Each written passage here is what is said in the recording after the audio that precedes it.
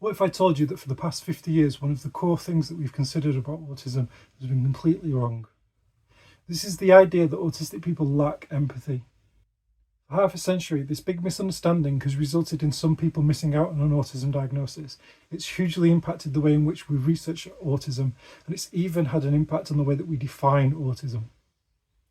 In this video, we'll be discussing one of the concepts that challenges this idea that autistic people lack empathy, and it's the research that's shown that autistic people actually can experience hyperempathy. To do this, we'll cover three things. Firstly, what is hyperempathy? Second, why do we need to know about hyperempathy? And thirdly, what can we do to support hyperempathetic autistic individuals? Or if you yourself are hyperempathetic, what can you do to better help yourself?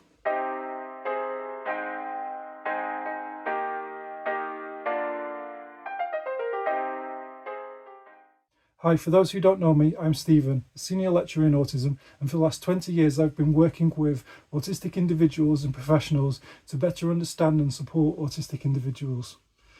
Also, I'm autistic myself and I have ADHD, so this channel brings together personal experience with academic literature and autism theory. If you like what you hear, please do subscribe to the channel, and if you can do, like this video, it helps boost the algorithm. Finally, we're aiming to try and challenge and change the way that people think and see autism. If you think that somebody would benefit from some of the information that we've discussed in this video, please do send them a link to this video. Also in the description are some of the research papers discussed within this video. In order to understand what hyperempathy is, we need to understand what empathy is. And to do so, we break it down into three areas. Firstly is emotional cognition. This is the idea that somebody feels what somebody else is feeling. Second is cognitive empathy, understanding why the other person feels that. And thirdly is the response. How do we respond to that other person? So altogether, it's somebody feeling how somebody else feels, then understanding the way that they feel that way, and then reacting to it. So hyperempathy is the emotional cognition part turned all the way up. Somebody feeling somebody else's feelings in an incredibly intense way. And this can result in one of two things.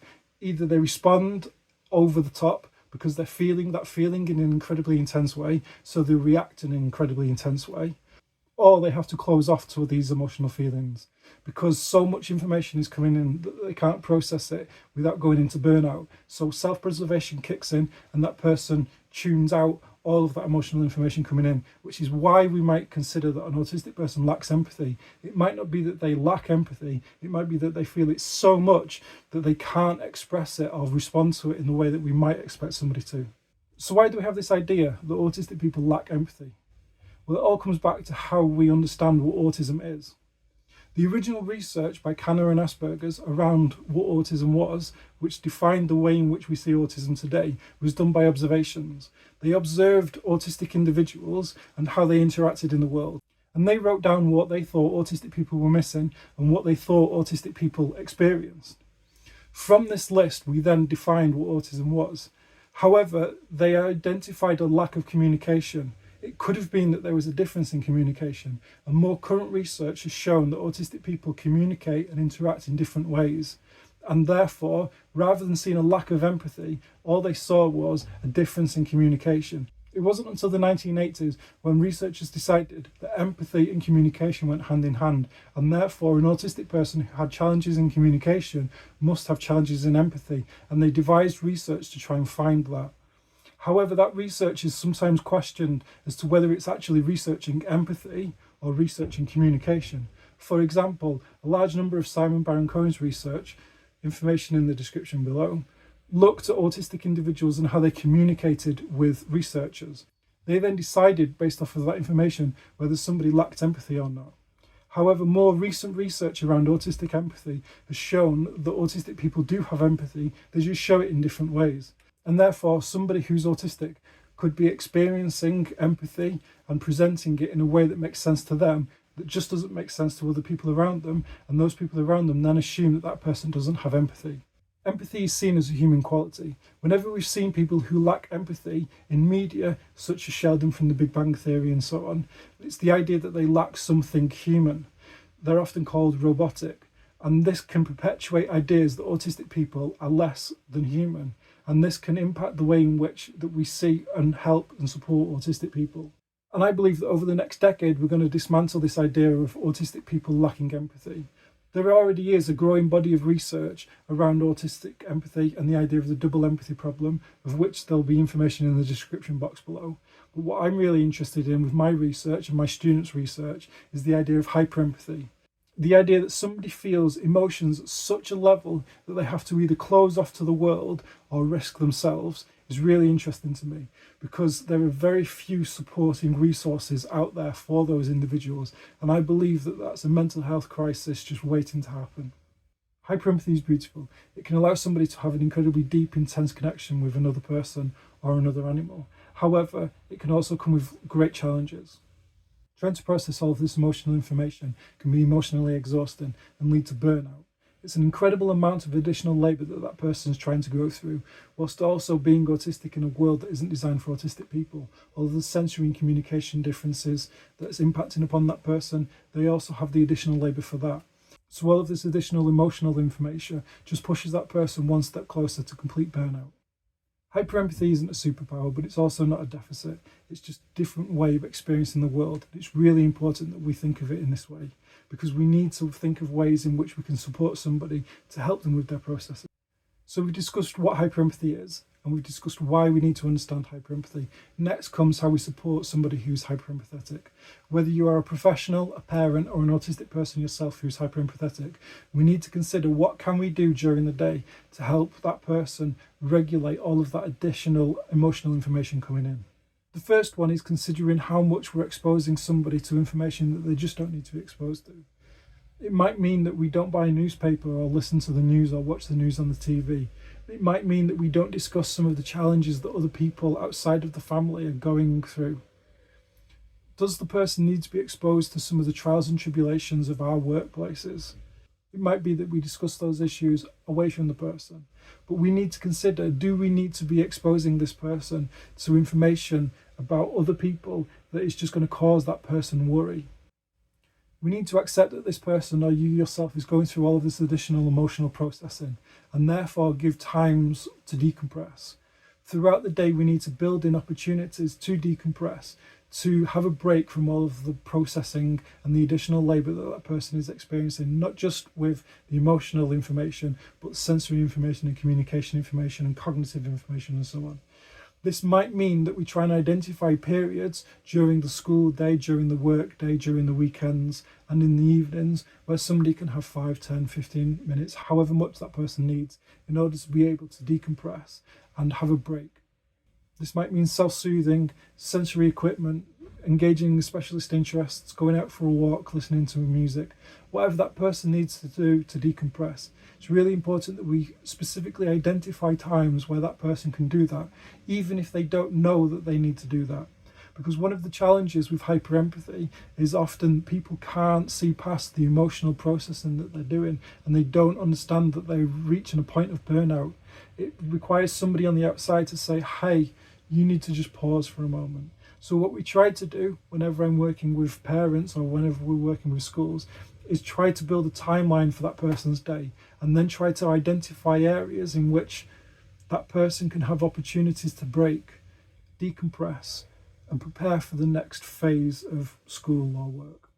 We might work with the person to identify grounding techniques, whether that is breathing exercises, listening to music, counting, just something that allows them to focus on themselves and ground themselves and draw themselves away from all of this external stimuli.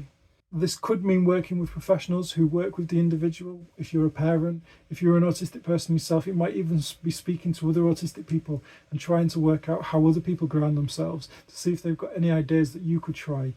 Music is a big one for me. I ground myself by listening to music and going for a walk. I do this when I hit a point of acute stress or acute burnout. So I have the times built in my day when I have a break, but it's also important for me to have like an emergency button where I can say, oh, this is too much, put in some headphones and go and have 3-4 minutes just to relax and come back down and ground myself.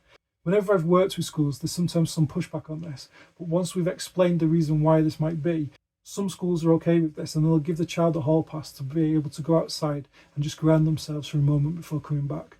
because ultimately somebody missing 3 minutes of a lesson is better than somebody missing 40 minutes of a lesson or the rest of the school day. When I'm at work, as an autistic person who works, I've negotiated with those people around me that if something gets a little too much for me, I'm able to step out for 30 seconds and then come back. And that seems to be enough for me to ground myself. Finally, is therapeutic supports. Now, often within the autism community or autistic community, therapeutic supports draw mixed reactions. Therapeutic support or therapeutic interventions can be incredibly impactful for an autistic person as long as they're neuroaffirming. So it might be important to try and look around to find somebody who can work in a neuroaffirming way.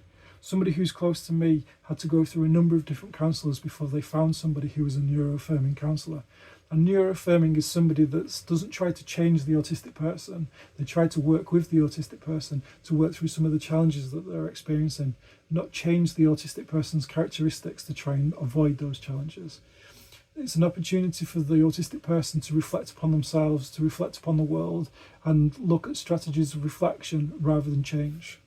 Finally, we've been looking at what we can do with the autistic person, but what about those people around them? It's really important for professionals that work with autistic people to just not assume that somebody doesn't feel empathy. That person could be feeling empathy to such an intense degree that it's impacting on their mental health, and we need to consider this. It's really important that professionals don't assume. Instead, we need to communicate with the autistic person and those around the autistic person to get a base knowledge of that person, their thoughts and their feelings. It's key to communicate. It's important as professionals to create space for autistic people to have the breaks that we've discussed. So as an autistic employer, I might create space in somebody's workflow in order to allow them to have a break.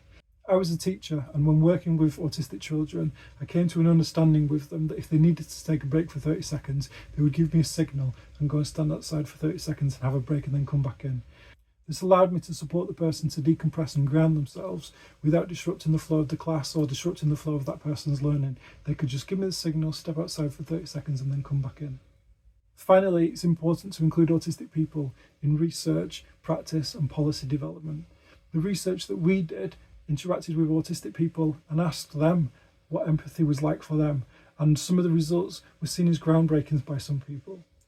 And that was simply by asking autistic people what they felt. What is clear is that autistic voice has been missing from a lot of our knowledge development, policy development and practice development.